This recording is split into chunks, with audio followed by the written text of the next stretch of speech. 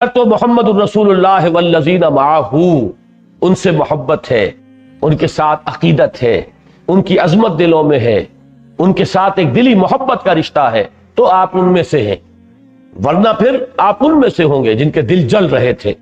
آج بھی اگر صحابہ کرام کی طرف سے وہ اصل قوت حضور کی جو دست و بازو بنے، آوان و انصار بنے محمد الرسول اللہ کے، ظاہر بات ہے وہ 3-4 آدمی نہیں ہو سکتے۔ 3-4 آدمی تو موسیٰ کے پاس بھی موجود تھے، پھر کیوں وہ جنگ نہ ہوئی، کیوں دین کا غلبہ نہ ہوا؟ اس لیے کہ کثیر تعداد میں لوگ درکار ہیں دین کے غلبے کے لیے، 2-4 آدمیوں کی بات نہیں، وہاں تو 2 رسول تھے، موسیٰ بھی اور ہارون بھی، اور کم سے کم 2 افراد تو اور موجود تھے۔ قرآن مجید کی شہادت ہے جنہوں نے لوگوں کو سمجھانے کی کوشش کی کہ وہ اللہ کا حکم مانو، رسول کا حکم مانو، اور جان ہتھیلی پر رکھو، میدان میں آ جاؤ۔ قوم نے انکار کر دیا تو معاملہ وہی رک گیا۔ لہذا یہ نکتہ بہت اہم ہے۔ یعجب الزراع لیغیظ بہم الکفار وعد اللہ الذین آمنوا وعملوا الصالحات منہم مغفرۃ واجرا عظیما۔ اللہ نے وعدہ کیا ہے پختہ ان لوگوں سے جو ایمان لائے ہیں، جنہوں نے نیک عمل کیے، کہ اللہ تعالیٰ ان کے لیے مغفرت اور اجر عظیم دونوں کا وعدہ کر رہا ہے۔ اللہ تعالیٰ ہمیں بھی ان کے نقش قدم پر چلنے کی توفیق عطا فرمائے۔ سورۃ الحجرات کی 2 آیات نکال لیں، 14 اور 15۔ یہاں وہ جہاد کی اہمیت اور حقیقت جو ہمارے دین میں ہے وہ کھل کر آ جائے گی، اس لیے کہ یہ جو حزب اللہ جس کے اوصاف وہاں ہم نے پڑھ لیے، یہ حزب اللہ جو ہے، میں پھر عرض کروں گا کہ وہ بھکشوؤں کی جماعت نہیں تھی، وہ تو مجاہدین کی جماعت تھی۔ یہ تو اوصاف ہیں ان کے ذاتی جو بیان کر دیے گئے، باقی تو کشمکش، جد و جہد، محنت، ایثار، قربانی، جو کل ہم نے سورہ آل عمران کی آیت کے اندر جو نقشہ دیکھا تھا، فالذین ہاجروا واخرجوا من دیارہم واوذوا فی سبیلی وقاتلوا وقتلوا، یہ نقشہ درکار ہے۔ اس کے بغیر تو دین غالب نہیں ہوگا۔ لِیُظْہِرَہُ عَلَى الدِّینِ کُلِّہِ کے لیے تو جان اور مال کی بازیاں لگانی ہوں گی۔ لہذا یہاں پر اب پانی کا پانی، دودھ کا دودھ علیحدہ کیا گیا کہ لوگوں جان لو، ایک ہے اسلام، ایک ہے ایمان۔ عام حالات میں یہ دونوں چیزیں ایک ہی سمجھی جاتی ہیں، مترادف معنی، جیسا کہ انگریزی میں کہتے ہیں کہ call the rose by any name it will smell as sweet۔ گلاب کا نام ہے، گلاب کا پودا، نام کچھ بھی رکھ لیں آپ، اس کی خوشبو تو وہی رہے گی۔ ایک شخص جو دل میں ایمان رکھتا ہے، عمل میں اللہ کی فرما برداری بھی ہے اور اللہ کے لیے تن من دھن کا لگا دینا بھی ہے، اسے مسلم کہہ لو، مومن کہہ لو، کیا فرق پڑتا ہے؟ لیکن ایک بات ہے کہ علیحدہ علیحدہ سمجھ لو، یہ 2 کیٹیگریز جدا ہیں۔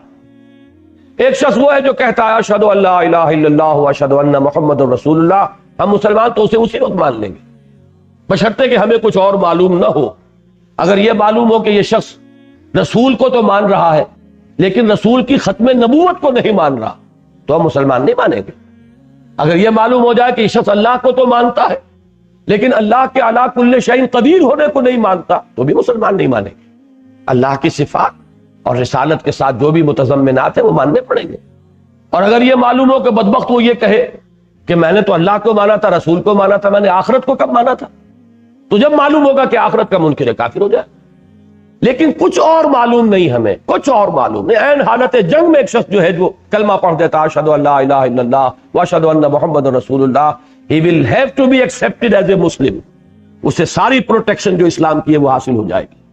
تو ایک اسلام ہے لیکن ایک ہے ایمان۔ آخرت میں فیصلے ایمان کے بل پر ہوں گے۔ تو لوگوں اگر کوالیفائی کرنا چاہتے ہیں اس لفظ ایمان کے لیے کہ اللہ مانے کہ ہاں یہ میرا بندہ مومن ہے، تو اس کی کیا شرائط ہے اس کو سمجھ لو۔ تو یہ 2 آیتیں اس مضمون پر قرآن مجید کا ذروۂ سلام ہے۔ ظاہر بات ہے جب میں سلیکشن کر رہا ہوں تو میں نے تو جو اہم ترین آیات ہیں انہیں سلیکشن کیا ہے۔ فرمایا قالت الاعراب آمنا، یہ بدو کہتے ہیں ہم ایمان لے آئے۔ یہ بدو میں نے کہا ہے، یہاں الاعراب میں جو الف لام ہے یہ معہود ذہنی کا ماننا پڑے گا، تمام نہیں۔ سورہ توبہ میں ہے بدوؤں میں بڑے صاحب ایمان لوگ بھی موجود تھے، مومن صادق بھی تھے، لیکن خاص طور پر فتح کے بعد جو کیفیت ہوئی ہے یدخلون فی دین اللہ افواجا، جب وہ نقشہ پیدا ہوا ہے تو پھر جو صورت پیدا ہوئی ہے ان میں بہت بڑی تعداد ایسے لوگوں کی تھی کہ ایمان ابھی دل میں نہیں اترا لیکن انہوں نے سبمیشن اختیار کر لی، سرنڈر کر دیا، اطاعت قبول کر لی مسلمان ہو.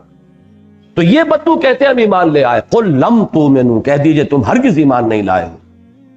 یہ لام میم کے ساتھ لم کے ساتھ جو نفی کی جاتی ہے اس میں زیادہ تاکید ہوتی ہے. ما آمنتم بھی کہا جا سکتا تھا، لیکن یہ کہ لم تؤمنوا، تم ہرگز ایمان نہیں لائے. ولکن قولوا اسلمنا، بلکہ یوں کہو کہ ہم اسلام لے آئے. یا لفظی ترجمہ ہوگا ہم نے اطاعت قبول کر لی ہے. We have surrendered. We have given up resistance. یا یہ کہ ہم نے اسلام قبول کر لیا ہے. وَلَمَّا يَدْخُلِ الْإِيمَانُ فِي قُلُوبِكُمْ، اور تاحال ایمان تمہارے دلوں میں داخل نہیں. ایمان تو تبھی ہوگا جب دل میں داخل ہو جائے. ابھی تم جس کیفیت پر ہو، اب یہ ہمیں جھانکنا ہے اپنے دلوں کے اندر. ہمیں بھی ایمان یا اسلام مل گیا ہے والدین سے، زبانوں پر تو ہے آمنت باللہ، کلمہ شہادت، لیکن دل میں ہے یا نہیں؟ یہ تو آدمی اپنے دل میں خود ہی جھانک سکتا ہے، اپنے گریبان میں اپنے دلوں کو ٹٹول. لیکن ایک کیفیت ثابت ہو گئی کہ ہے، قرآن مجید کی یہ نص قطعی ہے کہ ایسی کیفیت ہو سکتی ہے کہ لساناً ظاہراً ایک شخص مسلمان مانا جائے اور اسے اللہ بھی مانے کہ ہاں تم مسلمان ہو، آگے آ جائے گا. لیکن یہ کہ ایمان اس کے دل میں داخل نہ. میں کیوں کہہ رہا ہوں کہ اللہ بھی مانے؟ اس لیے کہ آگے آ گیا وَإِن تُطِيعُوا اللَّهَ وَرَسُولَهُ، اگر تم اللہ اور اس کے رسول کی اطاعت کرتے رہو گے، لا يَلِدْكُم مِّنْ أَعْمَالِكُمْ شَيْئًا، اللہ تمہارے اعمال میں کچھ کمی نہیں کرے گا. ظاہر بات ہے کہ اس کمی کو اگر اعمال کو تسلیم کیا جا رہا ہے تو مسلمان تو مانا گیا ان کو. اگر منافق مانا جاتا تو ان کا کوئی عمل قبول نہیں اللہ کی بارگاہ میں. تو یہاں منافق نہیں ہے جن کا ذکر ہو رہا ہے، ایسے لوگ ہیں جو نیک نیتی کے ساتھ، کو دھوکہ دینے کا فساد کا ارادہ نہیں ہے. انہوں نے سبمیشن اختیار کی، انہوں نے سرنڈر کیا، انہوں نے اسلام قبول کر لیا، کوئی فریب کا ارادہ نہیں ہے. لیکن اس کے باوجود ابھی ایمان قلب کی گہرائیوں میں راسخ نہیں ہوا. ان اللہ غفور الرحیم، اللہ تعالیٰ غفور الرحیم ہے. تو میں یہ سمجھتا ہوں کہ ہم جو لوگ یہاں موجود ہیں کم سے کم اس کوالیفیکیشن کو تو پورا کر رہے ہیں. بہرحال چل کر یہاں جو لوگ آئے ہیں کچھ نہ کچھ لگاؤ ہے، کچھ نہ کچھ لگن ہے، دین کے ساتھ کو تعلق خاطر ہے، پھر بھی اپنے دلوں کو ٹٹولیے. اور اگلی اب آیت جو ہے وہ ہے فیصلہ کن. اگر کوئی شخص یہ چاہے، اور اللہ کرے کہ ہم میں سے ہر شخص چاہے کہ ہم صرف مسلم نہیں، ہم تو مومن بنیں گے، یہ جذبہ ابھرے، یہ آرزو ہو، بڑی آرزو ہے. یہ آرزو اس شعر کے مصداق ہے کہ آرزو اول تو پیدا ہو نہیں سکتی، کہیں اور ہو جائے تو مر جاتی ہے یا رہتی ہے خام. یہ کبھی کبھی ابھرتی ہے قلب کے گہرائیوں سے، لیکن پھر دنیا کے مشاغل اور مصروفیات اور اپنے دھندے اور صبح شام کا ایک چکر، روٹین کا ایک چکر، وہ پھر ہمیں گم کر دیتا ہے، ہم اس کے اندر کھو جاتے ہیں. لیکن کبھی یہ جب ابھرتی ہے آرزو تو پھر اس کو پالنا چاہیے، اس کو پروان چڑھانا چاہیے. فرمایا اگر تم چاہتے ہو کہ تم اپنے آپ کو مومن تسلیم کراؤ تو سن لو، انما المومنون، یہ انما کلمہ حصر ہے، مومن تو صرف وہ ہے الذین آمنوا باللہ ورسولہ ثم لم یرتابوا، جو ایمان لائے اللہ پر اور اس کے رسول پر پھر شک میں ہرگز مبتلا نہیں. یہ واحد جگہ ہے قرآن مجید کی جہاں پر کہ ایمان کے بعد اس شرط کا اضافہ کیا گیا، اور کہیں نہیں. اس لیے کہ یہاں ایمان حقیقی کو اب ڈیفائن کرنا ہے. اسلام سے علیحدہ کیٹیگری بنا کر ایمان حقیقی کو ڈیفائن کرنا ہے. لہذا اس میں ایمان کے لفظ پر اضافی شرط عائد کی گئی، الذین آمنوا باللہ ورسولہ ثم لم یرتابوا، وہ ایمان لائے اللہ پر اور اس کے رسول پر، اور یہ ایمان ایک یقین کی صورت اختیار کر گیا جس میں شکوک و شبہات کے کانٹے چبھے ہوئے نہیں رہے. اور یہ لفظ آئے گا آگے چل کر اگلے سبق میں بھی، سورہ حدید میں ابھی نوٹ کر لیجئے اس لفظ کو. یہاں پر ریب سے بنا ہے، ریب شک، ذالک الکتاب لا ریب فیہ، آپ میں سے کوئی شخص نہیں ہوگا جسے یہ آیت یاد نہ ہو. ریب شک، ارتیاب، شک میں پڑ جانا، ارتیابیت، اسکیپٹسزم ایک باقاعدہ فلسفے کا اسکول آف تھاٹ ہے. شکوک و شبہات میں کچھ نہیں، حقیقت معلوم نہیں ہو سکتی کہ کس نقصد و لوگ شاید بحکمت یہ معمارہ، یہ ہے ارتیابیت، ارتیاب، شک میں پڑ جانا. تو پہلی کوالیفیکیشن مومن کی کیا ہے کہ اس کا ایمان اس شکل کو، اس صورت کو اختیار کر لے جس میں شکوک کی کوئی شکل نہ تھی. اور اس کا عملی مظہر کیا ہے؟ وَجَاهَدُوا بِأَمْوَالِهِمْ وَأَنفُسِهِمْ فِي سَبِيلِ اللَّهِ، اور انہوں نے جہاد کیا اپنے اموال کے ساتھ بھی، اپنی جانوں کے ساتھ بھی اللہ کی راہ میں. یہ ہے اس کا ثبوت عملی. دل میں تو میں بھی کہہ سکتا ہوں کوئی شک نہیں ہے، آپ بھی کہہ سکتے ہیں شک نہیں ہے، جو چاہے دعوے دار ہو جائے، لیکن اس دل کے اس شک نہ، اس ایمان کے جس میں شک نہیں ہے، اس ایمان کا گواہ عمل میں کیا ہے؟ وہ جہاد ہے. کتنی کچھ جان مار رہے ہیں اللہ کے لیے، اللہ کے دین کے لیے، کتنی کچھ قربانیاں دی ہیں، کتنا کچھ ایثار کیا ہے، کتنے کچھ اپنی انا کو قربان کیا ہے، کتنا کچھ اپنی انانیت کو سپریس کیا ہے، دبایا ہے. یہ ساری در حقیقت امتحانات ہیں. جان اور مال کا کتنا حصہ اس کام کے لیے وقف کیا ہے. وَجَاهَدُوا بِأَمْوَالِهِمْ وَأَنفُسِهِمْ فِي سَبِيلِ اللَّهِ أُولَٰئِكَ هُمُ الصَّادِقُونَ. یہ پھر اسلوب حصر پر شروع ہو رہی ہے. آیت شروع ہوئی اسلوب حصر، انما المؤمنون، ختم ہو رہی ہے یعنی بریکٹ شروع بریکٹ بند. یہ دونوں بریکٹس جو ہے یہ حصر کی ہے. ایمان تو اسی کے اندر محصور ہے، ایمان تو اسی کے اندر ہوگا. دو شرطیں پوری ہو تو ایمان ہے، ورنہ ایمان حقیقی نہیں ہے. اللہ تعالی ہمیں ایمان حقیقی سے بہرور فرمائے. اللہم حبب الینا الایمان وزینہ فی قلوبنا وکرہ الینا الکفر والفسوق والعصیان. اب چلیے 27ویں پارے کے آخر میں سورہ حدید.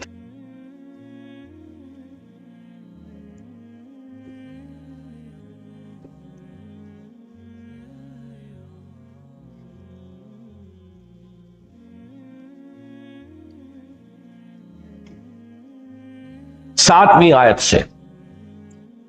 اعوذ باللہ من الشیطان الرجیم، بسم اللہ الرحمن الرحیم. آمنوا باللہ ورسولہ، ایمان لاؤ اللہ پر اور اس کے رسول پر. وانفقوا مما جعلکم مستخلفین فیہ، اور خرچ کر دو اس سب میں سے جس میں اللہ نے تمہیں اختیار عطا فرمایا ہے. اصل میں تو لفظ ہونا چاہیے خلافت عطا فرمائی، جس میں اللہ نے تمہیں خلیفہ بنا دیا ہے. یہاں پر لفظ انفاق کو پہچان لیجئے. اب یہ در حقیقت اس آیہ مبارکہ میں جہاد کے قائم مقام ہو کر آیا ہے. جہاد کے معنی کیا ہے؟ کشمکش، کشاکش، جد و جہد، محنت، اور اس میں جان بھی کھپانا، مال بھی کھپانا. انفاق کسے کہتے ہیں؟ خرچ کرنے کو، کھپا دینے کو، صرف کر دینے. نفق الفرس، گھوڑا مر گیا، مر کھپ گیا بھی ہم کہتے ہیں. اور نفقت الدراہم، پیسے ختم ہو گئے. انفاق ختم کر دینا، لگا دینا، صرف کر دینا. جو کچھ ہم نے تمہیں دیا ہے. اب دیکھیں اس قدر جامع الفاظ ہیں یہ. مجھے اللہ نے ایک ذہن دیا ہے، صلاحیت دی ہے. مجھے اللہ نے ایک جسم دیا ہے، اس میں توانائی دی ہے. مجھے اللہ نے ایک عمر دی ہے جس میں مہلت ہے عمل کی. ایک خاص عمر کا دور ہے، جوانی کا دور ہے، اس میں خصوصی قوتیں ہوتی ہیں. مجھے اللہ تعالیٰ نے کچھ مال دیا ہے، مجھے اللہ تعالیٰ نے کچھ اولاد دی ہے. جو کچھ دیا ہے اس میں گویا کہ اللہ نے مجھے خلافت عطا فرمائی ہے. مجھے اختیار دے دیا ہے کہ چاہے خرچ کرو ادھر، چاہے خرچ کرو ادھر، چاہے لگا دو دنیا کے لیے مزید کمانے کے لیے، چاہے لگا دو ہمارے لیے اور آخرت بنانے کے لیے. جو آیت ہم نے کل پڑھی تھی، ان اللہ اشتری من المؤمنین انفسهم واموالهم بان لهم الجنہ. ایک راستہ یہ، ایمان کا راستہ یہ ہے کہ یہ سب کچھ دیا گیا کہ لگا دو. جان دی ہوئی اسی کی تھی، حق تو یہ ہے کہ حق ادا نہ، سب کچھ لگا دو. اب مال کا لگانا یہ ہے انفاق مال، جان کا کھپانا یہ ہے انفاق نفس. یہ بھی تو اپنی قوت خرچ کر رہے ہیں آپ. وہی وقت ہے آپ کا اور وہی قوت و صلاحیت ہے جسے آپ پیسہ بناتے ہیں. ایک ڈاکٹر بیٹھ کر پیسہ بنا رہا ہے 1 گھنٹے کے اندر، آپ گن لیجئے وہ اتنا ہی پیسہ خرچ کر دے یا 1 گھنٹہ دے دے، مساوی ہے. یہ تمام کموڈیٹیز جو ہے انٹر کنورٹیبل ہے، صلاحیتیں، قوتیں، اوقات اور پیسہ. لہذا انفاق کو صرف پیسے تک نہ سمجھیے. جان کا کھپانا، مال کا کھپانا، یا تو کہہ دیں جان کھپانی مال کھپانی، یہ تو ہو گیا انفاق. اور یا جان اور مال کے ساتھ جہاد کرنا، یہ وہ اصطلاح ہو گئی. تو سورہ حجرات کی آیت نمبر 15 اور سورہ حدید کی آیت نمبر 7، یہ بالکل ہم مانی ہے، اصطلاح کا فرق ہے۔ وہاں فرمایا تھا مومن صرف وہ ہے جو ایمان لائے اللہ پر، اس کے رسول پر، پھر شک میں نہیں پڑے۔ یہاں فرمایا آمنوا باللہ ورسولہ، وہاں فرمایا وجاہدوا باموالہم وانفسہم فی سبیل اللہ، یہاں فرمایا وانفقوا مما جعلکم مستخلفین فیہ۔ دو تقاضے ہیں، کامیابی کے دو شرائط ہیں۔ فرمایا فالذین آمنوا منکم وانفقوا لہم اجر کبیر، تو جو تم میں سے یہ دو تقاضے پورے کر دیں، ایمان بھی لے آئیں، کھپا بھی دیں، خرچ بھی کر دیں، جان بھی مال بھی، ان کے لیے بہت بڑا اجر ہے۔ اب اس کے بعد دو آیتوں میں ڈانٹ پلائی ہے۔ تمہیں کیا ہو گیا ہے؟ تم ایمان کا دعویٰ کر رہے ہو، محبت رسول اور محبت خداوندی کے دعوے ہیں، بڑے بلند بانگ۔ کبھی آپ نعتیں سنیے تو معلوم ہوتا ہے کہ نعت پڑھنے والا یا نعت کہنے والا کیا اس کی کیفیت ہوگی۔ اس کا تو شاید ایک ایک لمحہ جو ہے اور ایک ایک وقت جو ہے، اس کا منٹ جو ہے وہ خرچ ہو رہا ہوگا اللہ کے دین کے لیے، لیکن نظر آئے گا کہ یہ سب قول ہی قول ہے۔ قولہم بافواہہم، یہ زبان کا جھاگ ہے، صرف منہ کا جھاگ ہے، کچھ بھی نہیں۔ حقیقت جو ہے اس کے اندر وجود ہی نہیں۔ اور یہ جو فن بن گیا، اس میں مقابلے ہوتے ہیں، مبالغہ آرائی کے مقابلے ہو رہے ہیں، کون اس کے اندر آگے بڑھتا ہے۔ یہ در حقیقت سب ہم اپنے جھوٹی تسکین اپنے آپ کو دینے کے لیے ہم نے مختلف صورتیں ایجاد کر لی۔ اصل اللہ کا دعویٰ ہے اور پھر تمہارا یہ طرز عمل، اور یہ ڈانٹ کن کو پلائی جا رہی ہے؟ بہرحال جو بھی تھے مسلمان اس کے مخاطب، وہ دور نبوی کے مسلمان ہیں، مخاطب اولین تو وہی ہیں۔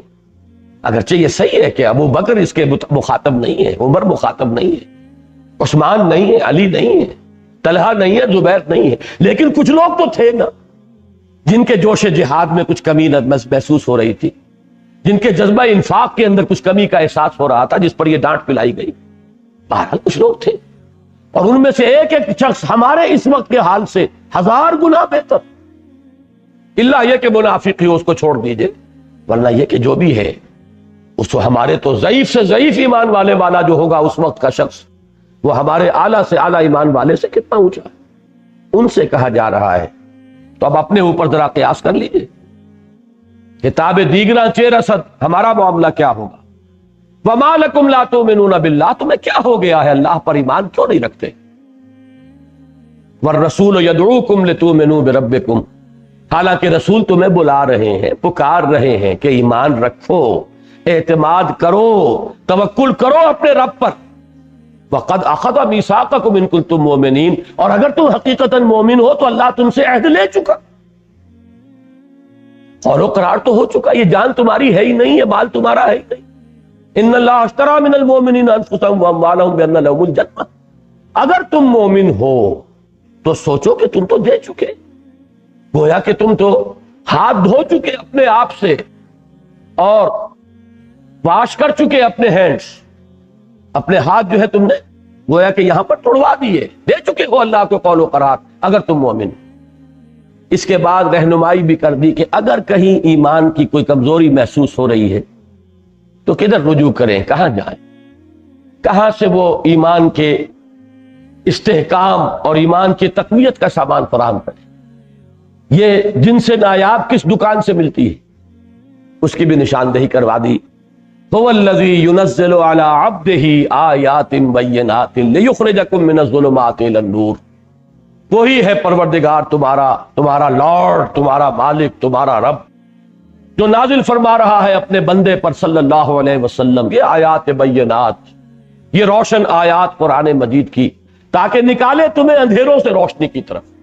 کوئی نہ کوئی اندھیرا اندر ہے، کوئی فکری اندھیرا ہے، کوئی جذباتی اندھیرا ہے، کوئی ایموشنل اندھیرا ہے، کوئی شہوت کا کوئی غلبہ ہے، یا حب مال کا کوئی سایہ پڑ گیا ہے، حب دنیا کا کوئی اندھیرا ہے جس نے تمہارے دل کو اپنے لپیٹ میں لے لیا۔ کوئی نہ کوئی اندھیرا ہے، کوئی فکری اندھیرا، کوئی عقیدے کا اندھیرا، کوئی شرک کا، الہاد کا، مادہ پرستی کا اندھیرا۔ ان اندھیروں سے نکالنے کے لیے اللہ تعالیٰ نے یہ آیات بینات اپنے رسول صلی اللہ علیہ وسلم پر، اپنے بندے پر نازل فرما دی۔ وہ جنس نہیں ایمان جسے لے آئیں دکانیں فلسفہ سے، ڈھونڈے سے ملے گی عاقل کو یہ قرآن کے سی پاروں میں۔ ذوف محسوس ہو رہا ہے تو کوئی حرج نہیں، آؤ پڑھو قرآن میں ہو غوطزن ہے مرد مسلمان، یہاں سے تمہیں وہ موتی ملیں گے ایمان کے اور یقین کے۔ وَإِنَّ اللَّهَ بِكُمْ لَرَؤُوفٌ الرَّحِيمٌ، اور یقیناً اللہ تمہارے حق میں بہت رؤوف ہے اور بہت رحیم ہے، بڑا مہربان، بہت رحم فرمانے والا۔ اور اس کی رحمت کا سب سے بڑا مظہر عتم یہ قرآن مجید ہے۔ الرحمن علم القرآن۔ اب دو آیتیں آئیں گی دوسرے اعتبار سے، دو چیزیں تھی نا، ایمان لا اور کھپا دو۔ اب کیوں ایمان نہیں لا رہے؟ کیوں ایمان کا تقاضا پورا نہیں کر رہے؟ ایمان میں کمزوری محسوس ہو رہی ہے تو جاؤ قرآن مجید کی طرف رجوع کرو۔ اور پھر کیوں خرچ نہیں کر رہے؟ وَمَا لَكُمْ أَلَّا تُنْفِقُوا فِي سَبِيلِ اللَّهِ، تمہیں کیا ہو گیا؟ کیوں خرچ نہیں کرتے اللہ کی طرف؟ اور یہ خرچ پھر ذہن میں رکھیے، جان اور مال دونوں کو، انفاق مال اور بذل نفس۔ بذل کے معنی بھی خرچ کرنا ہے، بذل نفس، اپنے نفس کو لگانا، کھپانا، انویسٹ کرنا۔ کیوں نہیں کر رہے؟ کیا وجہ ہے؟ کیوں یہ طبیعت میں ہچکچاہٹ ہے؟ وَمَا لَكُمْ أَلَّا تُنْفِقُوا فِي سَبِيلِ اللَّهِ وَلِلَّهِ مِيرَاثُ السَّمَاوَاتِ وَالْأَرْضِ، حالانکہ آسمانوں اور زمین کی وراثت بالآخر تو اللہ ہی کے لیے۔ یہ عرضی تمہارے ہاتھ میں ہے نا، آج کچھ تمہارے پاس ہے، کل تمہارے کسی جانشین کے پاس ہو، پرسوں ہو سکتا ہے کسی اور کے پاس۔ یہ تو چینجنگ ہینڈز والا مسئلہ ہے، بالآخر کس کے لیے رہ جائے گا؟ صرف اللہ کے لیے۔ وارث حقیقی الوارث وہی تو ہے۔ تو فرمایا للہ میراث السماوات والارض لا یستوی منکم، اب اس میں خاص اشارہ کر دیا، اگر حالات نامساعد ہے، اگر غلبہ ہے باطل کا، جان اور مال کے لیے بڑے اندیشے ہیں، تو یہ تو تمہارے لیے، یہ تو گویا کہ یہ تو چلتی ہے تمہیں اونچا اڑانے کے لیے۔ تندی باد مخالف سے نہ گھبرا ہے عقاب۔ یہ حالات تو ایسے کہ ان میں محنت کرو گے تو دوہرا اجر ملے گا اللہ کے۔ آسان حالات ہو، مساعد حالات ہو، موافق حالات ہو، تو تمہاری اس محنت کی قیمت کم رہ جائے گی۔ یہ تو گویا کہ اپنی اس نفس کی، اپنی ان قوتوں اور صلاحیتوں کی، اپنی اس جہاد اور جد و جہد کی میکسیمم قیمت اللہ سے لینے کا موقع تمہیں ملا ہے، اگر حالات جو ہیں وہ دین کی مغلوبیت کے، دین غالب ہو جائے، پھر بھی اس کے لیے جو بھی کوئی نیک کام کرے گا اللہ جو ہے اس کا حق نہیں مارے گا، لیکن پھر وہ قدر و قیمت تو نہیں رہے گی۔ ابھی سمجھیے مارکیٹ میں یہ ہے، مارکیٹ اونچی ہے اس وقت لو اپنی قیمت وصول کرو۔ لا یستوی منکم من انفق من قبل الفتح وقاتل، برابر نہیں ہے تم میں سے وہ جنہوں نے خرچ کیا تھا فتح سے پہلے اور قتال کیا۔ اب دیکھیے یہاں پہ انفاق کے ساتھ قتال کو نتھی کر کے لے آئے۔ بذل نفس کی بلند ترین صورت کیا ہے؟ قتال۔ ایک تو یہ کہ آپ اپنی صلاحیت، توانائی، قوتیں لگا رہے ہیں، ایک یہ کہ سموچی جان ایک ہی وقت میں دے کر فارغ ہوئے، چھٹی ہوئی، سرخرو ہوئے، یہ قتال ہے۔ تو لا یستوی منکم، تم میں سے وہ برابر نہیں ہے جنہوں نے کہ فتح سے پہلے انفاق کیا تھا اور قتال کیا تھا۔ اولئک اعظم درجۃ من الذین انفقوا من بعد وقاتلوا، وہ بہت بلند مرتبت ہیں درجے میں ان لوگوں سے جنہوں نے قتال کیا اور انفاق کیا بعد میں۔ وَكُلًّا وَعَدَ اللَّهُ الْحُسْنَى، ویسے اللہ کا سب سے وعدہ بہت عمدہ ہے، جس وقت میں کوئی کرے بہت اچھا اجر دے گا اللہ، خلوص سے کر رہا ہو، اخلاص سے کر رہا ہو۔ لیکن یہ کہ حالات کے فرق کی وجہ سے قیمتوں کا فرق جو ہے اور اجر و ثواب کا درجہ جو ہے وہ متفاوت ہو جائے گا۔ واللہ بما تعملون خبیر، اور جو کچھ تم کر رہے ہو اللہ اسے دیکھ رہا ہے۔ من ذا الذی یقرض اللہ قرضا حسنا فیضاعفہ لہ ولہ اجر کریم، یہ اب دوسری آیت آ گئی اسی مضمون پر۔ کون ہے تم میں سے، یہ بڑا چیلنجنگ انداز ہے، کون، مجھے تو غالب کا ہمیشہ وہ شعر یاد آ جاتا ہے کہ کون ہوتا ہے حریف میں مرد افغن عشق، ہے مقرر لب ساقی پہ صلاح میرے بعد۔ اب کون ہے جو میدان میں آئے، کون ہے جو اللہ کو قرض حسنہ دینے کے لیے تیار ہو، جس میں اتنا بلبوتا ہو، اتنا اعتماد ہو اللہ پر، اتنا اللہ کا یقین ہو کہ وہ اس کو قرض حسنہ دے، اپنا مال اس کے لیے دے، کھپائے، لگائے۔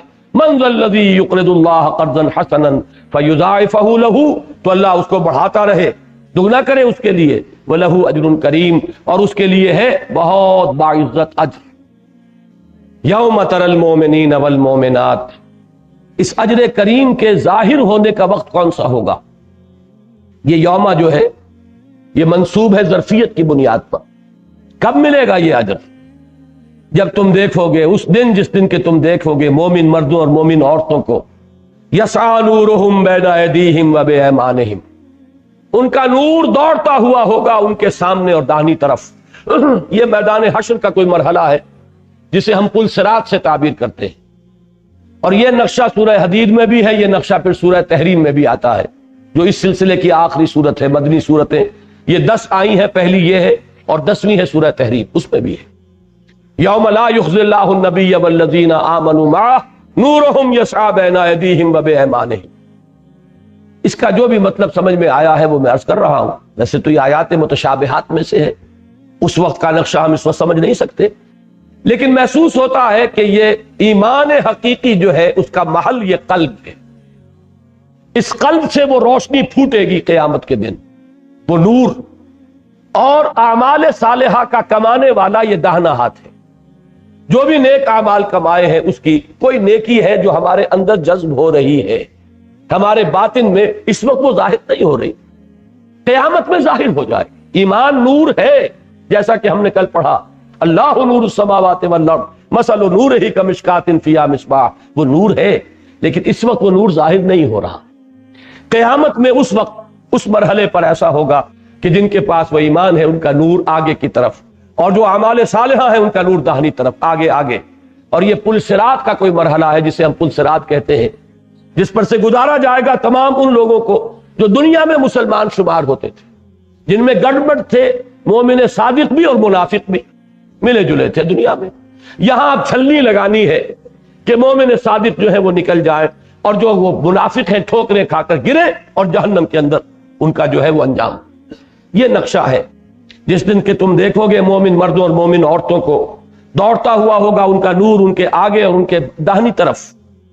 بشراکم الیوم جنات تجری من تحتہا الانہار، کہہ دیا جائے گا اس دن، بشارت دی جائے گی، کہا جائے گا آج تمہارے لیے بشارت ہے ان باغات کی جن کے دامن میں ندیاں بہتی ہیں، خالدین فیہا، اس میں تم ہمیشہ ہمیش رہو گے.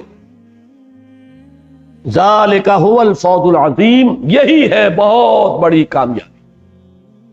اب وہ جو چھلنی لگانی مقصود ہے اس کا دوسرا پہلو، آپ چھلنے لگاتے ہیں نا کہ 1 انچ اوپر کی بجری جو ہے وہ اوپر رہ جائے گی اور چھوٹی نیچے نکل جائے گی. یہ چھلنی ہے وہ پل صراط کی. جن کے پاس وہ ایمان کی اور اعمال صالحہ کی روشنی ہے وہ اس گپ اندھیرے میں راستہ دیکھتے ہوئے گزر جائیں، اور جن کے پاس نہیں ہے ٹھوکریں کھاتے ہوئے گر کے رہ جائیں گے. البتہ پکاریں گے ذرا اپنے ان مسلمان اہل ایمان ساتھیوں کو جو دنیا میں تو ساتھ ہی تھے.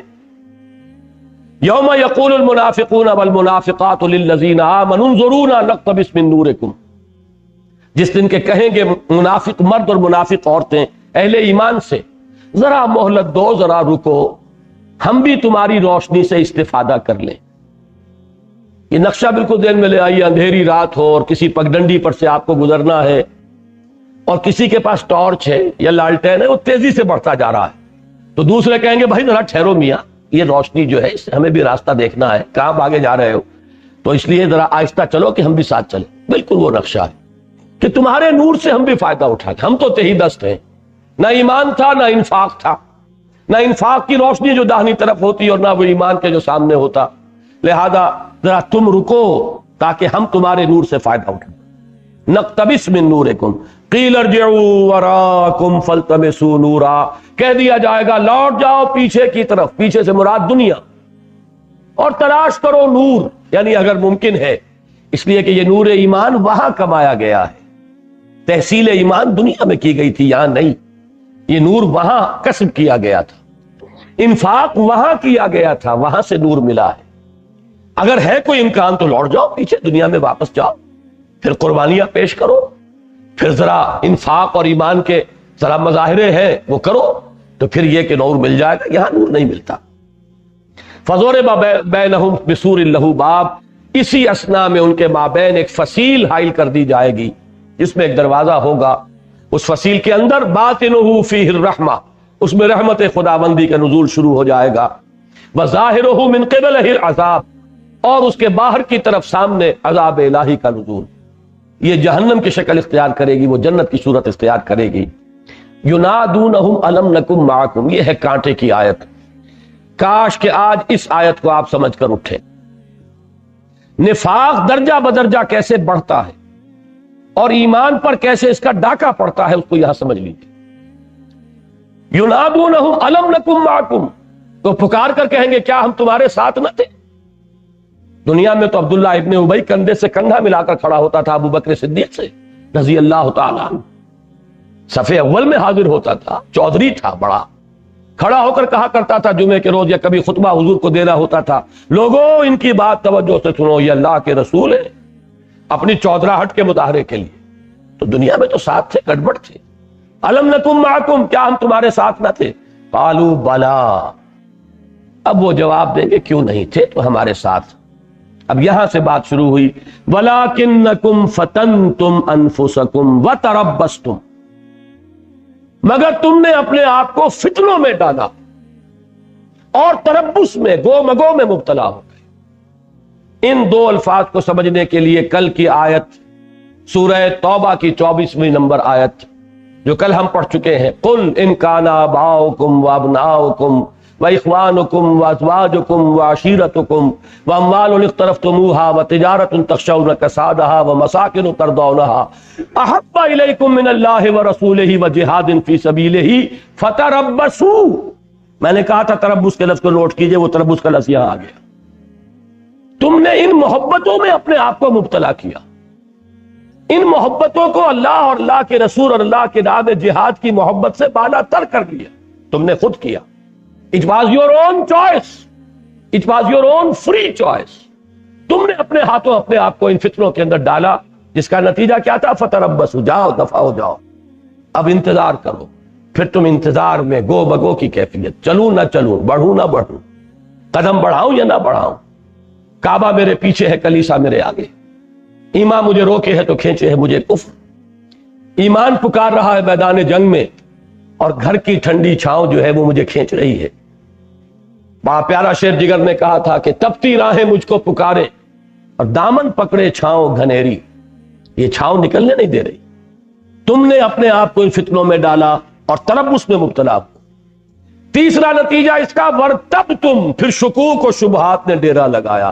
یہ وہ لفظ آ گیا ارتیاب. ایمان کی کچھ پونجی تھی تو اب ان میں شکوک و شبہات کے کانٹے چبھ گئے.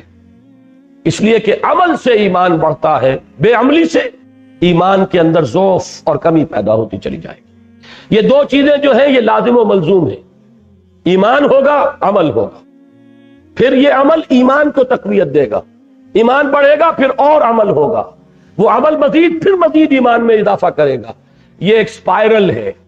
یہ سپائرل جو ہے یا تو جائے گا اوپر کی طرف، جیسے وہ زینے ہوتے ہیں چکر والے کہ ہر چکر کے ساتھ آپ اوپر جا رہے ہیں، ایمان بھی اور عمل بھی. اور یا پھر یہ وہ وشس سرکل بن جائے گا کہ عمل کی کمی ایمان پر ریفلیکٹ ہوگی، اس میں کمی آئے گی. یہ ایمان کی کمی مزید عمل کو اور کم کر دے گی. یہ عمل کی مزید کمی مزید ایمان کو اور کھور دے گی، برف کو وہ اور پگھل جائے گا، یا ادھر یا ادھر. اور سورہ نساء کا ایک مقام ہے جہاں پر ان چیزوں کو خوب واضح کیا گیا ہے. کچھ لوگ ہیں وہ ایمان لائے ثم کفروا، آمنوا ثم کفروا ثم آمنوا ثم کفروا ثم ازدادوا کفرا، پھر وہ کفر کی طرف بڑھتے چلے گئے. تو فرمایا تیسرا قدم ورتبتم، چوتھا قدم وغرتکم الامانی، تمہیں دھوکہ دیا خواہشات نے. اور یہ امانی کا لفظ قرآن مجید کی ایک ٹرم ہے. یہود اور نصارہ کا یہ قول نحن ابناء اللہ واحباؤہ لن تمسنا النار الا ایاما معدودہ، ہم تو اللہ کے چہیتے ہیں، لاڈلے ہیں، ہمیں کیا ڈر، اور ہمیں تو آگ چھو ہی نہیں سکتی، چھوئے گی بھی تو چند دن، جس کے بارے میں قرآن کہتا ہے تلک امانیہم قل ہاتوا برہانکم ان کنتم صادقین. یہ ان کی خوشنما آرزویں ہیں، وشفل تھنکنگ ہے، یہ امانی ہے. پھر انسان کو دھوکہ دیتا ہے امانی. اللہ بڑا نکتہ نواز ہے، اللہ بڑا ہی غفور ہے، بڑا رحیم ہے، بخشنے والا ہے، خطاؤں سے درگزر فرمانے والا ہے، اور یہ کہ بہرحال کچھ بھی ہے آخر کلمہ گو ہے، جو کچھ بھی ہے لیکن تیرے محبوب کی امت میں ہے. یہ امانی. کہ اس کی وجہ سے بھی ہمارا کوئی کریڈٹ ہے، ہمیں ہمارا کوئی کلیم بنتا ہے، یہ چیزیں اور لوری دے دے کر تھپک تھپک کر سلاتی ہے کہ خواب سے بیدار ہوتا ہے ذرا محکوم، اگر پھر سلا دیتی ہے اس کو حکمراں کی ساحری، اور وہ بدبخت شیطان آخر میں آیا، غرتکم الامانی حتی جاء امر اللہ وغرکم باللہ الغرور، اور تمہیں خوب دھوکہ دیا اللہ پر اس دھوکے باز نے، یہ غرور غین کی زبر کے ساتھ ہے، انتہائی دھوکے باز یعنی شیطان لعین، وہ لوری دے دے کر تھپک تھپک کر سلاتا ہے، پرواہ نہیں، تم حرام خوری کر رہے ہو تو کیا ہے، تم نے مسجد کو چندے بھی تو دے رکھے ہیں نا، تم نے یہ سب بلیک مارکیٹنگ سے کمایا تو کیا ہے، آخر داتا دربار پر چادریں بھی تو تمہاری چڑھائی ہوئی ہے، کہاں چلی جائیں گی، ان میں سے ایک ایک جو ہے وہ تمہارے کام آنے والی ہے، تم نے فلاں نیکیاں بھی تو کی ہوئی ہیں، اس پر تکیہ ہے، اس پر بھروسہ ہے، اور پھر یہ کہ چلو کچھ بھی ہے، اللہ تو بڑا بخشنے والا ہے، اس کی رحمت کے امیدوار بنو، کچھ بھی ہو لیکن آخر کسی کی امتی ہو تو کیا اس کی شفاعت تمہیں نہیں مل جائے؟ یہ ہے وہ دغا باز کہ خواب سے بیدار ہوتا ہے ذرا محکوم، اگر پھر سلا دیتی ہے اس کو حکمراں کی سائے۔ یہاں پر ایک لفظ اور آیا تھا بیچ میں، حتی جاء امر اللہ، اس آیت میں بھی کیا تھا، فتربصوا حتی یاتی اللہ بامرہ واللہ لا یہدی القوم الفاسقین۔ اگر وہ 8 محبتیں تمہارے دل پر زیادہ قبضہ کر چکی ہے ان 3 محبتوں سے، تو جاؤ دفع ہو جاؤ، انتظار کرو یہاں تک کہ اللہ اپنا فیصلہ سنا دے، اور اللہ ایسے فاسقوں کو ہدایت نہیں دیتا۔ اس آیت کی روشنی میں اس آیت کو سمجھیں گے تو یہ نفاق کے موضوع پر قرآن مجید کی عظیم ترین آیت ہے، یہ درجہ بدرجہ نفسیاتی طور پر یہ کس طرح انسان پستی میں گرتا ہے، کس طرح یہ پسپائی ہو رہی ہے، یہ اسپائرل بیکورڈ جو چل رہا ہے اس میں کون کون سے مراحل آتے ہیں، اس کے بعد اس کا انجام کیا ہے، فَالْيَوْمَ لَا يُؤْخَذُ مِنْكُمْ فِدْيَةٌ، تو آج کے دن نہ تم سے کوئی فدیہ قبول کیا جائے گا، وَلَا مِنَ الَّذِينَ كَفَرُوا، اور نہ ان کافروں سے، یعنی دنیا میں تم مسلمانوں کے ساتھ اہل ایمان کے ساتھ گڑبڑ تھے، اب یہاں چھلنی لگ گئی، اہل ایمان تو ہو گئے، اپنا نور لے کر گئے، اب تمہارا انجام ہوگا یہاں کافروں کے ساتھ، فَالْيَوْمَ لَا يُؤْخَذُ مِنْكُمْ فِدْيَةٌ وَلَا مِنَ الَّذِينَ كَفَرُوا مَأْوَاكُمُ النَّارُ، تم سب کا ٹھکانہ آگ ہے، ہِیَ مَوْلَاكُمْ۔ قرآن مجید میں کہیں کہیں طنز بھی ہے، وہ معلوم ہوتا ہے کہ طنز بھی ادب کی ایک صنف ہے، وہی تمہاری حمایتی ہے، مددگار ہے، غم خار ہے، اب اس آگ ہی سے کوئی دکھ درد کرنا ہو تو اسی سے کرو، کوئی اگر دل جوئی مطلوب ہے تو وہ بھی وہی کرے گی، ہی مولاکم، وہی تمہاری رفیق، دم ساز، حمایتی، پشت پناہ، مددگار، تمہارا درد بانٹنے والی اگر ہے تو یہی آگ ہے، وبئس المصیر، اور وہ بہت ہی برا ٹھکانہ ہے۔ اللہ تعالی ہمیں اس انجام سے بچائے۔ اللہم طہر قلوبنا من النفاق واعمالنا من الرياء والسنتنا من الكذب واعیننا من الخیانہ فإنك تعلم خائنة الأعین وما تخفی الصدور۔ اللہم نور قلوبنا بالایمان واشرح صدورنا للاسلام۔ اللہم انا نعوذ بک من الشک والشرک، اللہم انا نعوذ بک من الشک والشرک۔ اللہم حبب الینا الایمان وزینہ فی قلوبنا وکرہ الینا الکفر والفسوق والعصیان۔ اللہم وفقنا لما تحب وترضى، اللہم وفقنا ان نجاہد فی سبیلک باموالنا وانفسنا، اللہم وفقنا ان ننفق اموالنا ونبذل انفسنا لإقامت دینک وإعلاء کلمتک۔ اللہم ربنا تقبل منا انک انت السمیع العلیم وتب علینا انک انت التواب الرحیم، وصلی اللہ تعالی علی خیر خلقہ محمد وآلہ واصحابہ اجمعین برحمتک یا ارحم الراحمین۔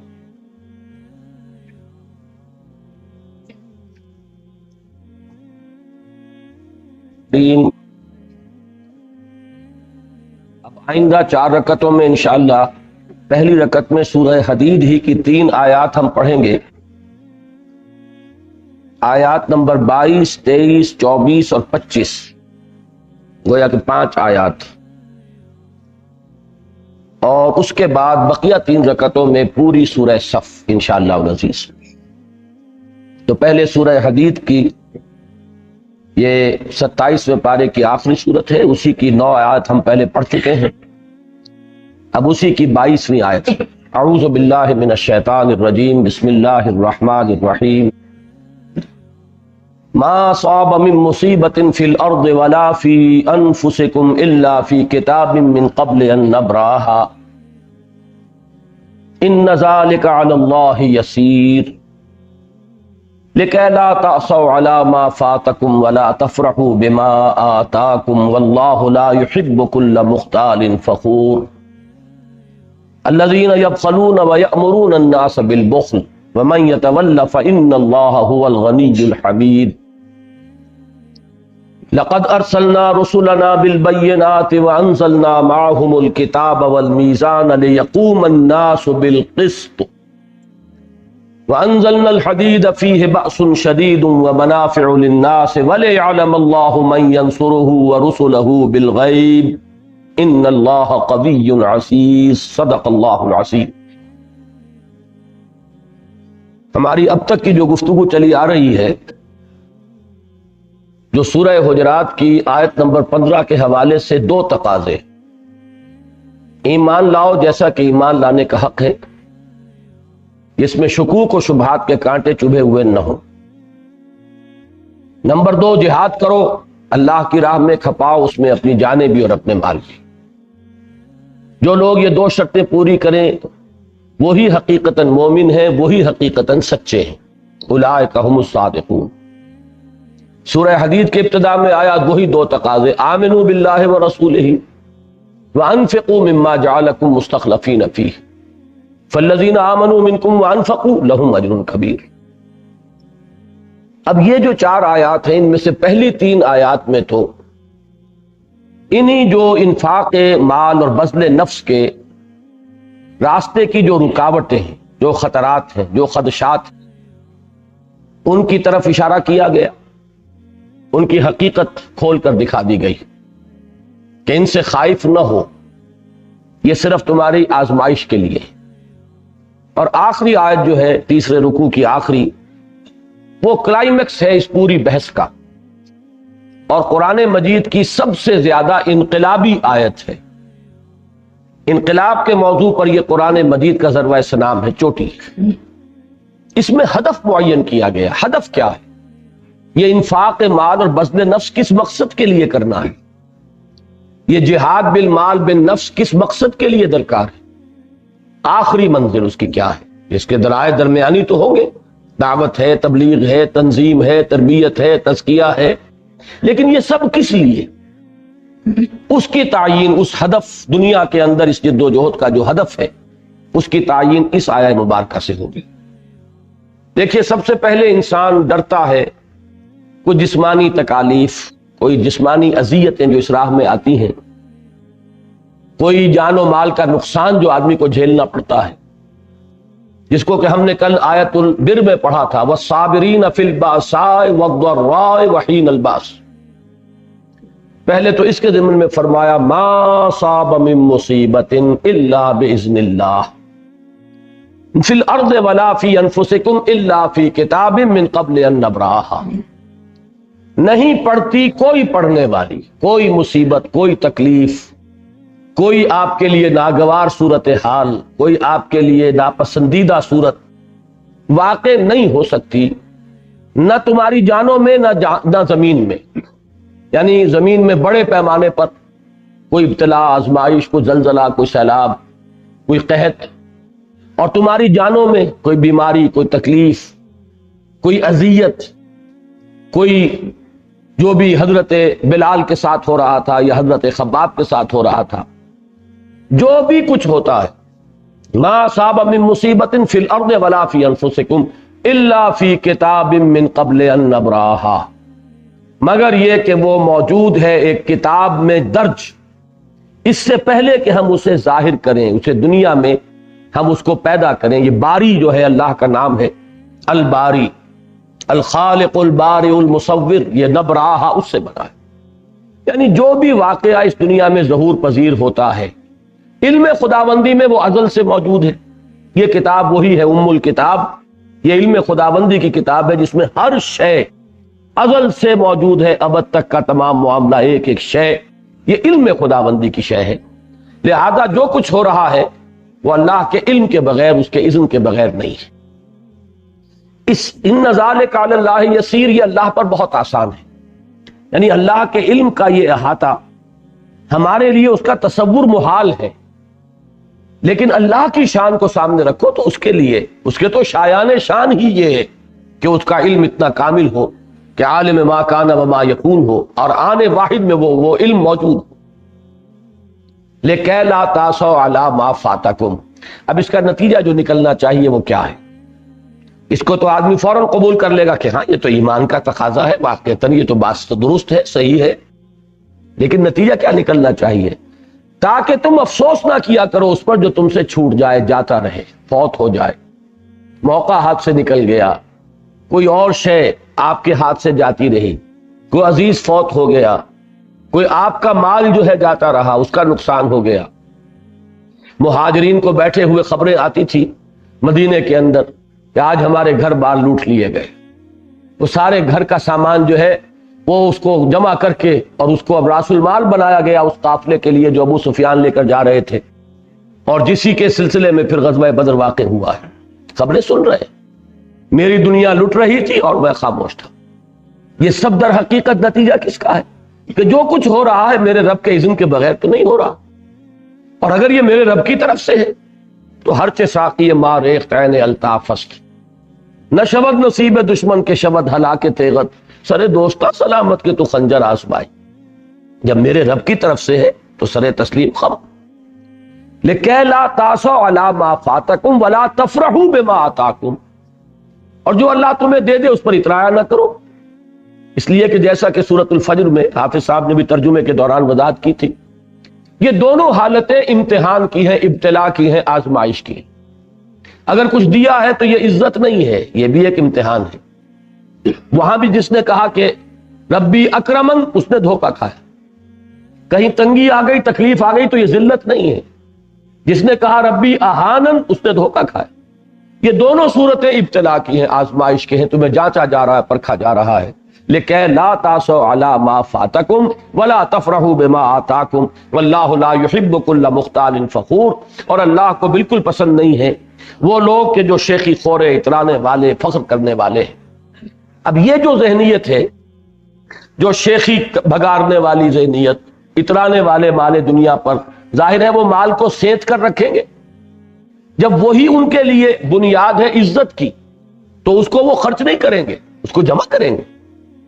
لہذا اگلی آیت میں نتیجہ بیان کر دیا، الذین یبخلون ویامرون الناس بالبخل، جو لوگ کہ خود بخل سے کام لیتے ہیں اور لوگوں کو بھی بخل ہی کا مشورہ دیتے ہیں۔ جیسے کل سورہ عنکبوت میں آیا تھا، اتبعوا سبیلنا ولنحمل خطایاکم، تم خام خواہ جو ہے دیوانے ہو گئے ہو، فینیٹک ہو گئے ہو، تمہیں اپنے مستقبل کا کوئی خیال نہیں ہے، اپنے بچوں کی کوئی فکر نہیں ہے، اپنے کیریئر کا کوئی خیال نہیں رہا ہے، تم نے ہمتن اپنے آپ کو جو ہے اس کے اندر جھونک دیا، اس جد و جہد کے اندر۔ تو یہ ساری چیزیں جو ہے بہت ہی ناصحانہ انداز میں، یامرون الناس بالبخل، بھائی سب کچھ لگا نہیں دینا چاہیے، کچھ سنبھال کے بھی رکھنا چاہیے، کچھ آڑے وقت کے لیے بھی ضرورت ہوتی ہے۔ وَمَن يَتَوَلَّ فَإِنَّ اللَّهَ هُوَ الْغَنِيُّ الْحَمِيدُ، اور جو پیٹھ موڑ لے گا، کیونکہ اللہ تو کہتا ہے خرچ کرو، یہ کہتے ہیں رکھو، اسی سے تو عزت ہے۔ چار پیسے ہوں گے تو تمہاری دنیا میں عزت ہوگی، چار پیسے ہوں گے، مال اسباب نظر آئے گا تو تمہاری بیٹیوں کے رشتے آئیں گے، ورنہ کون تمہاری بیٹیوں کو پوچھے گا؟ جب تک یہ شان و شوکت نہیں ہوگی، یہ ساز و سامان اپنے گھروں میں نہیں رکھو گے، جو آئیں کو دیکھ بھال کرنے والے انہیں نظر آئے یہاں پر رونق، تبھی تو کوئی تمہاری بچیوں کو پوچھے گا، ورنہ کون پوچھے گا؟ یہ ہے ایک طرف تو اللہ کا مطالبہ، لگاؤ، کھپاؤ، خرچ کرو، مت رکھو اپنے پاس، لگا دو، قل العفو، جو بھی ضرورت سے زائد ہے صرف کر دو۔ اور ایک یہ ہے کہ نہیں، روکو، اسی میں عزت ہے، اسی میں دنیا کے لیے ہمارے تمام تقاضے جو ہیں ان کے صحیح طور پہ پورا ہونے کا امکان ہے۔ فرمایا جب اللہ کے راستے سے، اللہ کی پکار سے کان بہرے کر لیے، پیٹھ موڑ لی، اور دنیا والوں کی یا نفس کی یہ بات مان لی، تو فرمایا وَمَن يَتَوَلَّ فَإِنَّ اللَّهَ هُوَ الْغَنِيُّ الْحَمِيدُ، جو پیٹھ موڑ لے تو اللہ تو غنی اور حمید ہے ہی، اسے کسی کی احتیاج نہیں۔ اب وہ آیت آ گئی جو میرے نزدیک اس کا کلائمیکس ہے۔ اس آیت کے ایک ایک لفظ کو سمجھیے، لَقَدْ أَرْسَلْنَا رُسُلَنَا بِالْبَيِّنَاتِ، ہم نے ہی بھیجا اپنے رسولوں کو بینات کے ساتھ. بینات روشن چیزیں. اس میں اولاً تو آئے گا معجزات کا معاملہ کہ جو رسولوں کی رسالت کا ایک گویا کہ بین اور ظاہر ثبوت بن جاتا تھا. اور بینات سے مراد وہ براہین بھی ہیں جو اس دین کی دعوت کے ضمن میں قرآن مجید میں آئی ہیں، جو فطرت انسانی کی جانی پہچانی چیزیں ہیں روشن. بہرحال ان میں معجزات بھی اور جو بنیادی تعلیمات ہیں ہماری دین کی، جن کا عنوان ہے ایمان، وہ در حقیقت ہماری روح کی اور ہماری جو باطن اور ہماری جو فطرت ہے اس کی جانی پہچانی شے. وَأَنزَلْنَا مَعَهُمُ الْكِتَابَ وَالْمِيزَانَ، اور ان کے ساتھ ہم نے نازل فرمائی کتاب بھی اور میزان. یہاں ہے توجہ کیجئے، یہ سب کچھ کس لیے کیا؟ میزان سے مراد ہے وہ نظام عدل، حقوق و فرائض کا تعین کر دینے والا پورا نقشہ. عورت کے حقوق کیا ہے، فرائض کیا ہے، مرد کے حقوق کیا ہے، فرائض کیا ہے، مزدور کے حقوق کیا ہے، فرائض کیا ہے، اور جو امپلائر ہے اس کے فرائض کیا ہے، اس کے حقوق کیا ہے. ہر اعتبار سے فریقین کے مابین ایک توازن پیدا کرنے والی شے میزان، المیزان. یہی المیزان ہے جس کا ذکر سورہ شورى میں بھی آیا تھا، لیکن ہم نے وہ آیت جو ہے آج کے اپنے حصے میں شامل نہیں کی تھی. اللہ الذی انزل الکتاب بالحق والمیزان، اللہ ہے وہ ہستی کہ جس نے نازل فرمائی ہے کتاب بھی حق کے ساتھ اور میزان بھی.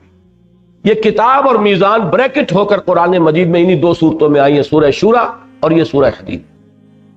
اور یہی میزان ہے کہ جو دین حق کی شکل اختیار کر لی جس نے محمد الرسول اللہ صلی اللہ علیہ وسلم کے معاملے میں. اس لیے کہ نظام زندگی اب بہت گمبھیر ہو گیا تھا، اور اس نظام زندگی کے اندر اب ایک پورا نظام درکار تھا، نظام حق، سچا نظام، سچا دین. وہ ہے کہ جو محمد الرسول اللہ کو دیا گیا. گویا کہ نوٹ کیجئے، حضور کے لیے فرمایا الہدا و دین الحق. یہ ہم سورہ فتح میں پڑھا ہے، آگے چل کے سورہ صف میں پھر پڑھیں گے. یہاں فرمایا بینات، کتاب اور میزان، تین چیزیں. وہاں دو چیزیں فرمائی، والذی ارسل رسولہ بالہدی ودین الحق. یہاں فرمایا ہم نے بھیجا اپنے رسولوں کو بالبینات، نمبر 1، اور نمبر 2 وانزلنا معہم الکتاب، نمبر 2 والمیزان، نمبر 3. اب ان کو کوریلیٹ کیجئے.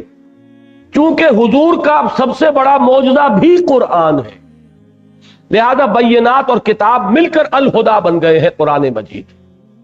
اور دین حق ہے جس نے کہ میزان نے جو شکل اختیار کی ہے، مکمل نظام، جس کو فرمایا الیوم اکملت لکم دینکم واتممت علیکم نعمتی ورضیت لکم الاسلام دینا. اب آگے بڑھیے، یہ سب کچھ ہم نے کس لیے کیا؟ رسول کیوں بھیجے؟ بینات کیوں دی؟ کتاب کیوں نازل فرمائی؟ میزان کیوں نازل کی؟ یہ ہمارا مشغلہ تو نہیں تھا، ہابی تو نہیں تھی، کھیل تو نہیں تھا، کار عبث تو نہیں تھا. کس لیے تھا؟ لِيَقُومَ النَّاسُ بِالْقِسْطِ، تاکہ لوگ عدل پر قائم ہوں. یہ ہے مقصد. یہی نہیں ہوتا تو یہ ایکسرسائز ان فیوٹیلٹی ہے. پڑھے جاؤ، قرآن ختم کیے جاؤ، لیکن یہ کہ وہ قرآن کی میزان نصب نہیں ہو رہی، قرآن کا نظام قائم نہیں ہو رہا، تو گویا کہ اصل ہدف تو حاصل ہی نہیں. یہ سب کا سب ایک مشغلہ ہے. پھر یہ ایک رسم ہے، رہ گئی رسم ادا روح بلالی نہ رہی. کاہے کے لیے؟ لِيَقُومَ النَّاسُ بِالْقِسْطِ. اب نوٹ کیجئے، سورہ شورى میں 3 الفاظ آئے تھے. نمبر 1، اُمِرْتُ لِأَعْدِلَ بَيْنَكُمْ، مجھے حکم ہوا ہے تمہارے مابین عدل کرو. نمبر 2، اللہ الذی انزل الکتاب بالحق والمیزان، جو ابھی میں نے حوالہ دیا، وہ آیت نمبر 17 ہے سورہ شورى کی. آگے چل کر آیا ملامت کے قابل کون ہے؟ انما السبیل علی الذین یظلمون الناس ویبغون فی الارض بغیر الحق، جو لوگوں کے حقوق تلف کرتے ہیں، ان پر ظلم کرتے ہیں. اب یہی چیز ہے جو یہاں آئی کہ ہم نے تو یہ کتابیں اس لیے اتاری، میزان اس لیے اتاری کہ لوگ اس نظام عدل پر قائم ہیں. اب کیوں قائم نہیں ہوتے؟ ویسٹڈ انٹرسٹ ہے. جو اپنے حق سے زیادہ لے رہے ہیں وہ کیسے بات چاہیں گے کہ عدل کا وہ جو میزان ہے وہ نصب ہو جائے؟ لہذا وہ تو ریزسٹ کریں گے، they are bound to resist. وہ تو چاہیں گے اسٹیٹس کو رہے، ہمارا جاگیرداری کا نظام بھی جو کا تو قائم رہے، ہمارا سرمایہ داری کا نظام بھی جو کا تو قائم رہے، حکومت بھی ہماری اور ہمارے ہی مفادات کی نگرانی کرے، کروڑوں روپے کے ہمارے قرضے جو ہے بیک جنبش قلم جو ہے رائٹ آف کر دیے جائیں. غریب نے اگر مکان لیا، اپنی قرض لیا ہے مکان بنانے کے لیے، تو اس کا مکان گرا دیا جائے گا، بیچ دیا جائے گا اگر وہ قرض ادا نہیں کرتا۔ لیکن یہ کہ کروڑ ہا روپے جو ہے وہ ایک جنبش قلم سے رائٹ آف کیے جائیں گے۔ یہ سارا ایک نظام ہے، اور اس کے بعض حصے دوسرے حصوں کو سپورٹ کرتے ہیں، یشد بعضہ بعضا، وہ اس کو تقویت پہنچاتے ہیں۔ اور یہ نظام کبھی نہیں چاہے گا کہ عدل قائم ہو۔ دعوت سے، دلیل سے، برہان سے، واعظ سے، نصیحت سے ایک چھوٹی سی اقلیت مان لے گی بات، وہ آپ کے گرد جمع ہو جائے گی۔ اب ایک ہی راستہ رہ گیا، اس اقلیت کو جمع کرو، اس کو طاقت بناؤ، اس کو بل دے کر کوڑا بناؤ، اور اس کوڑے کو مارو اس باطل کے اوپر تاکہ وہ اس کا بھیجا نکال دے۔ اس کے سوا کوئی راستہ نہیں۔ اکثریت کبھی نہیں آئے گی، کبھی اکثریت نہیں آئی۔ انقلاب کا عمل ہمیشہ ایک اقلیت کے ہاتھوں رونما ہوتا ہے۔ اکثریت جو ہے وہ تو آپ نے دنیا میں لفظ سنا ہے بارہا، سائلنٹ میجورٹی ہوتی ہے، اور سائلنٹ میجورٹی انہی لوگوں کے چشم و ابرو کے اشاروں پر حرکت کرتی ہے جو at the helm of affairs ہے، اور وہ وہی ہے کہ جو جاگیردار اور سرمایہ دار اور زمیندار اور مختلف دار جو ہیں، وہ جو بیٹھے ہوئے ہیں، جن کے پاس جن کے وہ پاور بیسز ہیں، وہ ان کے اوپر مسلط ہے۔ لہذا آپ ایک ہی راستہ دیکھیے، قرآن مجید نے وہ سارا گیپ فل کر کے اس کے ایک جمپ میں فرمایا وَأَنزَلْنَا الْحَدِيدَ، ہم نے لوہا بھی اتارا ہے، فِيهِ بَأْسٌ شَدِيدٌ، اس میں جنگ کی صلاحیت ہے۔ یہ لوگ دلیل سے کبھی بات ماننے والے نہیں، ان میں سے ایک وہ اقلیت ہوتی ہے جو نکل آتی ہے۔ ابو بکر نکل آئے، اسی طبقے میں سے تھے، عمر اسی طبقے کے فرد تھے، حمزہ اسی طبقے کے فرد تھے، لیکن یہ کہ ایک اقلیت نکلتی، اکثریت نہیں مانتی۔ اس اقلیت کو اب منظم کر کے حزب اللہ بنا کر، بٹ کر، کوڑا بنا کر، اسے وہ صورت شمشیر ہے دست قضا میں وہ قوم، وہ صورت شمشیر جو ہے اس کو استعمال کیا جائے، اور پھر یہ کہ جد بغو اس باطل کا بھیجا نکالا جائے۔ اس کے لیے لوہے کی طاقت ہاتھ میں لیں، وَأَنزَلْنَا الْحَدِيدَ فِيهِ بَأْسٌ شَدِيدٌ، اس میں جنگ کی صلاحیت ہے، وَمَنَافِعُ لِلنَّاسِ، لوگوں کے لیے کچھ اور فائدے بھی ہیں۔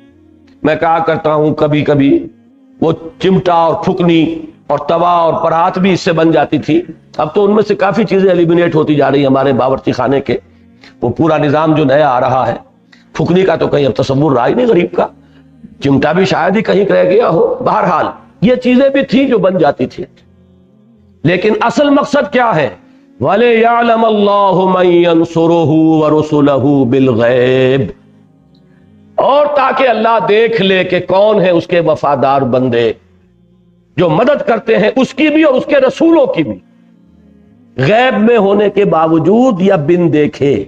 اللہ کو دیکھا نہیں نا، لیکن اللہ کے لیے اپنی جان ہتھیلی پر رکھ کر میدان میں آئے، اس لوہے کی طاقت کو استعمال کریں، سرکوبی کریں، جیسے کہ محمد الرسول اللہ والذین معہ، جیسے انہوں نے کیا، جیسے سورہ توبہ کی آیت کل ہم پڑھ چکے ہیں، یقاتلون فی سبیل اللہ فیقتلون ویقتلون، وہ میدان میں آئے، انہوں نے لوگوں کو قتل بھی کیا، خود قتل بھی ہوئے۔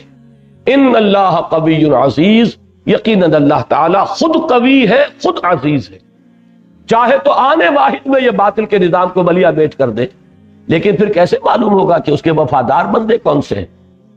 کیسے ظاہر ہوگا کہ کس میں کتنی کچھ وفاداری تھی اللہ کے ساتھ، کس میں کتنی کچھ محبت تھی اللہ کے ساتھ اور اس کے رسول کے ساتھ، کس کے ہاں وہ ترازو جو ہے ان تین محبتوں کی طرف جھکی ہوئی تھی، اللہ کی محبت اور رسول کی محبت اور اللہ کی راہ میں جہاد کی محبت، کیسے پتہ چلے گا؟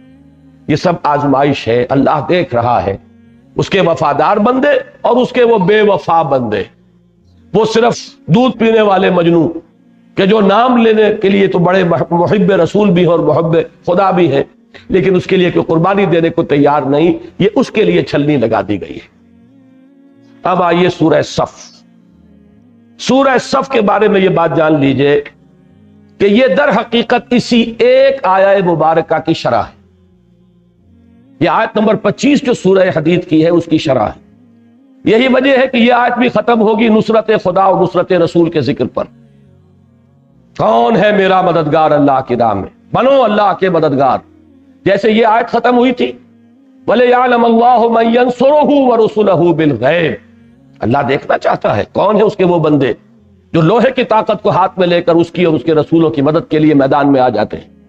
یہاں پر بھی وہی بات نظر آئے گی، اور وہ آیت اس کی مرکزی آیت ہے وہ تو چونکہ تمام رسولوں کے لیے بات آئی، لقد ارسلنا رسولنا بالبینات وانزلنا معهم الکتاب والمیزان لیقوم الناس بالقسط، حضور کے لیے یہ آیت جو ہے یہی مضمون اس صورت میں ہے، هو الذی ارسل رسولہ بالہدی ودین الحق لیظہرہ علی الدین کلہ۔ اب سورہ صف کو پڑھ لیجئے، ذرا جلدی سے چلنا ہوگا ہمیں۔ پہلی 4 آیات تمہیدی ہیں، وہی ڈانٹ ڈپٹ کا انداز، جیسے کہ سورہ حدید میں تھا، تمہیں کیا ہو گیا ہے، کیوں اللہ پر یقین نہیں رکھتے، تمہیں کیا ہو گیا، اللہ کی راہ میں کیوں خرچ نہیں کرتے، وہی انداز یہاں ہے۔ سبح للہ ما فی السماوات و ما فی الارض، تسبیح کرتی ہے اللہ کی ہر وہ شے جو آسمانوں میں ہے اور ہر وہ شے جو زمین میں ہے، وہو العزیز الحکیم، اور وہ زبردست ہے کمال حکمت والا۔ یا ایھا الذین آمنوا لم تقولون ما لا تفعلون، اہل ایمان، اے ایمان کے دعوے دارو، کیوں کہتے ہو جو کرتے نہیں۔ کبر مقتا عند اللہ ان تقولوا ما لا تفعلون، بہت بڑی شے ہے اللہ کے نزدیک بیزاری کی کہ تم کہو جو کچھ کے کرتے نہیں۔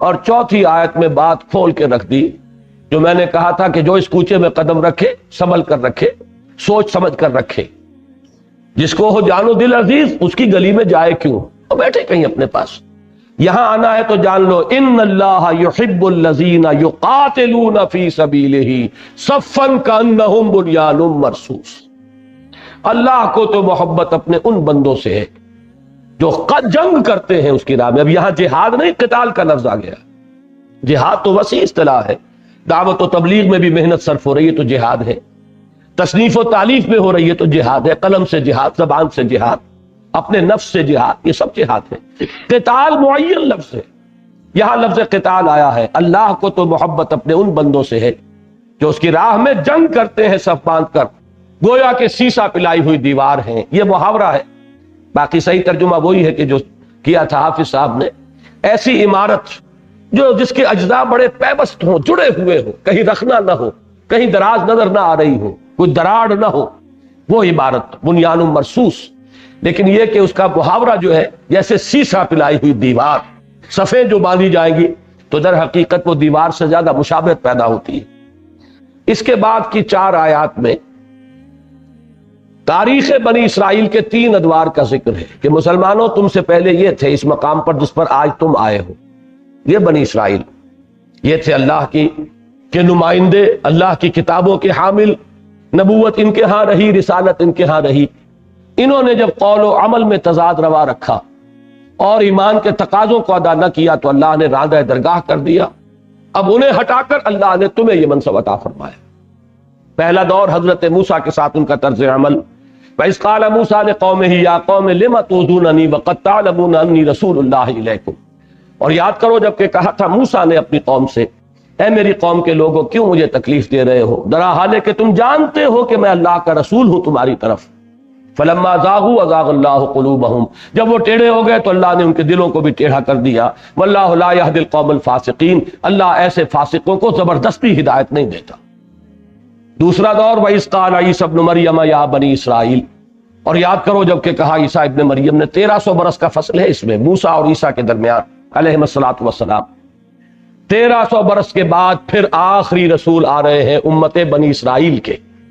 اب جو آخری رسول بعد میں آئے ہیں وہ تو ہے پورے تمام سلسلہ نبوت و رسالت کے خاتم، لیکن یہ کہ سلسلہ بنی اسرائیل کے انبیاء کے آخری کڑی حضرت عیسیٰ۔